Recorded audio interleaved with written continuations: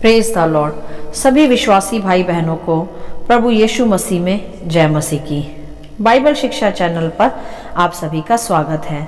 हमारे इस चैनल को देखने के लिए आप चैनल को सब्सक्राइब करें और बेल आइकन के ऑल बटन को ज़रूर दबाएं, तभी आपको हमारी आने वाली हर वीडियो का नोटिफिकेशन मिलता रहेगा। आज मैं आपके लिए बाइबल की पुस्तक से ऐसे 3 मुख्य उदाहरण लेकर आई हूँ जो हमें साहस देते हैं विपत्ति के समय और विपरीत परिस्थितियों के समय। तो चलिए भाइयों बहनों, हम वीडियो स्टार्ट करते हैं। बाइबल दर्शाती है यहाँ कि परमेश्वर का वचन कहता है कि धर्मी पर विपत्ति पड़ती तो है, परंतु यहोवा उसे संभाल लेता है। और परमेश्वर का वचन यह भी कहता है कि सहने से परे वह हम पर परीक्षा नहीं आने देता। हालेलुया। जी हाँ भाइयों बहनों, आज हम जानेंगे कि किस प्रकार हमें विपत्तियों में, आंधियों में भी शांत बने रहकर अपने उद्देश्य को प्राप्त करना है जिसके लिए हम मसीह में बुलाए गए हैं। क्योंकि मेरे प्रियो, मसीहों के लिए जो परमेश्वर से प्रेम करते हैं, विशेषकर उनके लिए सभी बातें मिलकर भलाई को ही उत्पन्न करती हैं। तो आइए सीखेंगे बाइबल के कुछ उत्तम उदाहरणों से। सबसे पहले हम यूसुफ के जीवन को देख सकते हैं, जिस पर बहुत सी विपत्तियां पड़ी। उसके अपने ही भाइयों ने उसे गड्ढे में फेंक दिया था और फिर वह इस्माइलियों के हाथ बेचा जाकर पोतीपर के घर में दास के रूप में पहुंचाया गया। परंतु वहां भी उसकी पत्नी ने उस पर व्यभिचार का गलत आरोप लगाकर उसे जेल खाने में बंद करवा दिया था। उसके पश्चात वह कई वर्ष तक बंदी गृह में पड़ा रहा। परंतु मेरे प्रियो, बाइबल हमें बताती है कि हर जगह परमेश्वर यूसुफ के साथ साथ रहा। हर एक विपरीत परिस्थिति में, जीवन की हर कठिन घड़ी में भी यूसुफ को परमेश्वर ने कभी नहीं छोड़ा। अंततः यूसुफ जेल से बाहर आया और फिरौन के स्वप्न का उसने अर्थ बताया, जो उसे कोई भी ज्योतिष, मंत्री और तंत्री नहीं बता पाया था। वह अर्थ यूसुफ ने बताया, क्योंकि परमेश्वर ने यूसुफ को स्वप्नों का अर्थ बताने वाला एक निपुण पुरुष बनाया था, जिसके कारण आगे चलकर यूसुफ फिरौन की दृष्टि में एक उत्तम पुरुष ठहरा। क्योंकि मेरे प्रियो, यूसुफ ने मिस्र में आने वाले अकाल के विषय पहले से ही फिरौन को बता दिया था स्वप्न के आधार पर, और वैसा ही हुआ भी था। इसी कारण फिरौन ने यूसुफ को फिर पूरे मिस्र पर प्रधानमंत्री ठहराया। हालेलुया। तो यहाँ हम देख सकते हैं कि किस प्रकार एक धर्मी जन पर विपत्ति पड़ी और यहोवा ने उसे संभाला भी। क्योंकि मेरे प्रियो, यूसुफ एक धर्मी पुरुष था, परमेश्वर की आराधना करने वाला। और विपत्तियों में यूसुफ कुड़कुड़ाया नहीं, निराश नहीं हुआ, हारा नहीं, परंतु शांत रहकर यहोवा को निरंतर पुकारता रहा। फिर जिसका परिणाम यह हुआ कि आगे चलकर वह मिस्र का प्रधानमंत्री बना। और अंत में फिर जब उसके भाई उसे मिले तो भी यूसुफ ने उनसे नफरत नहीं की, शिकायत नहीं की, वरन यह कहकर उनका धन्यवाद ही किया कि यदि तुम मुझे उस घड़ी गड्ढे में ना फेंकते तो आज मैं यहाँ नहीं होता और परमेश्वर की योजना इस तरह पूरी ना होती। हालेलुया। अर्थात मेरे प्रियो, विपरीत समय में यहोवा का धन्यवाद करें, शांत रहें। परमेश्वर आपके इसी व्यवहार को देखकर आपको आदर भी दिलाएगा, ऊंचा भी उठाएगा और हर एक परिस्थिति से छुड़ाएगा भी। हालेलुया। अगला दूसरा उदाहरण हम देखते हैं बाइबल की पुस्तक से दानियल का।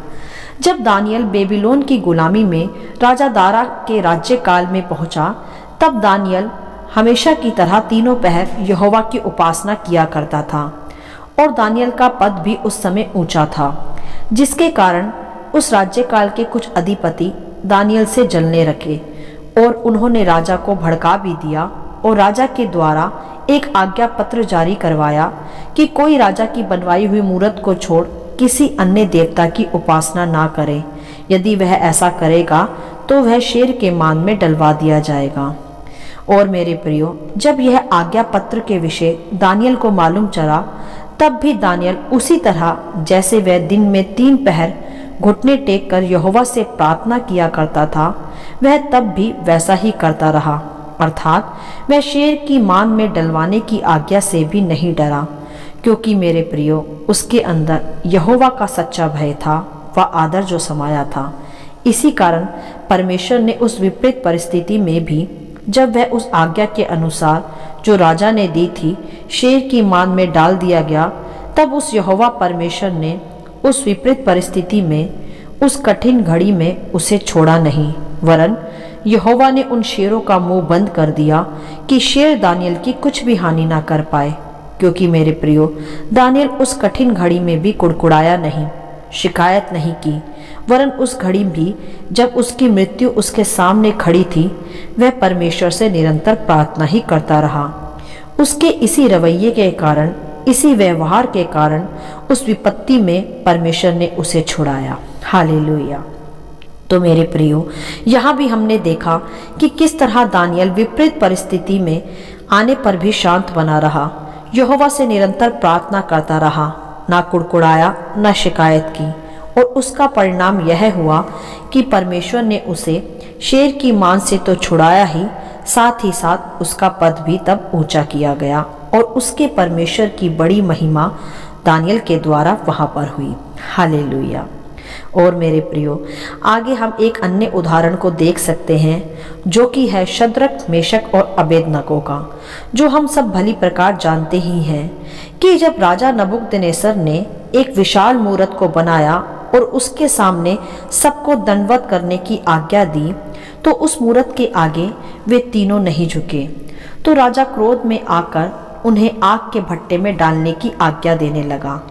परंतु मेरे प्रियो, उस विपत्ति की घड़ी में भी उन तीनों का हियाव नहीं घटा, ना ही वे डरे, वरन ऐसा कहने लगे कि हमारा परमेश्वर, जिसकी हम उपासना करते हैं, वह हमें आग के भट्टे से बचाने की शक्ति रखता है।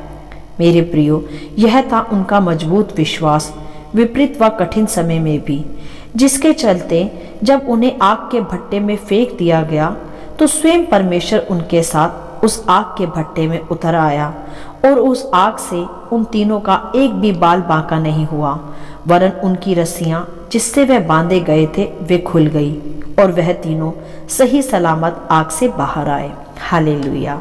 तो मेरे प्रियो, यहाँ भी विपरीत परिस्थिति में यहोवा पर विश्वास रखने के कारण, उसे पुकारने के कारण, शिकायत ना करके शांत रहने के कारण हम परमेश्वर के महान हाथ को देख पाते हैं। हालेलुया।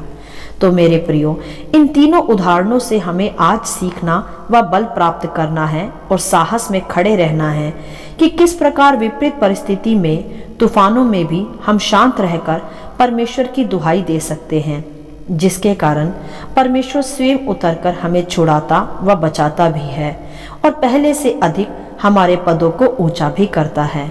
वह अपने नाम के निमित्त सदा हमारी लाज भी रखता है। वह अपने बड़े नाम की महिमा व पराक्रम वह हमें दिखाता है। हालेलुया। क्योंकि मेरे प्रियो, हमारा परमेश्वर तूफानों को शांत कराने वाला, शेर के मुंह को बंद करने वाला, आग के भट्टे से हमें छुड़ाने वाला तथा शत्रु के सामने हमारे लिए आदर का मेज बिछाने वाला परमेश्वर है। उसका वायदा है कि यहोवा की ओर ताकने वाले और उसे पुकारने वाले कभी लज्जित नहीं होंगे, और वह कहता है कि मैं तुम्हें कभी नहीं छोड़ूंगा और कभी नहीं त्यागूंगा। विपत्ति में, संकट में मैं सदा तुम्हारे संग रहूंगा और अपने दाहिने हाथ से तुम्हें संभाले रखूंगा। उसका वचन कहता है कि नदियां तुम्हें डुबा ना सकेंगी, अग्नि तुम्हें जला ना सकेंगी, क्योंकि मैंने तुम्हारा हाथ थाम कर रखा है। हालेलुया। बस मेरे प्रियो, हमें इन तीनों उदाहरणों से सीखना है और बल प्राप्त करना है कि किस प्रकार हमें विपत्ति में भी शांत बने रहना है, कुड़कुड़ाना नहीं है और शिकायत नहीं करना, और निरंतर बिना डरे, बिना चिंता किए यहोवा को निरंतर पुकारते रहना है, क्योंकि वह निश्चित समय पर हमें अवश्य छुड़ा लेगा। उसका वायदा यही है कि वह हमें कभी नहीं छोड़ेगा। बस मेरे प्रियो, हमारा रवैया और हमारा व्यवहार सदा परमेश्वर को प्रसन्न करने वाला, उस पर विश्वास करने वाला, उसे आदर देने वाला होना चाहिए, जैसा कि हमने इन तीनों उदाहरणों में देखा भी। तो मेरे प्रियो, किसी भी बात की चिंता ना करें। विपत्ति के समय परमेश्वर आपको छुड़ाने के लिए सदा आपके साथ है। बस आप निरंतर उसे पुकारते रहें और डरे नहीं और कुड़कुड़ाए नहीं, और इन तीनों उदाहरणों के द्वारा अपने जीवन में बल प्राप्त करें और साहस प्राप्त करें और दृढ़ता से परमेश्वर के राज्य के लिए आगे बढ़ते रहें। हालेलुया। आशा करती हूँ इन वचनों का संक्षिप्त विवरण आप सभी को समझ में आया होगा। प्रभु आपको अपनी पवित्र आत्मा की भरपूरी से सदा भरता रहे। यदि आप चाहते हैं कि दूसरे भी इसे सुनकर आशीष पाएं, तो आप दूसरों के साथ भी इसे शेयर कर सकते हैं, क्योंकि हमारे प्रभु यीशु मसीह की यही इच्छा है। आमीन and God bless you all.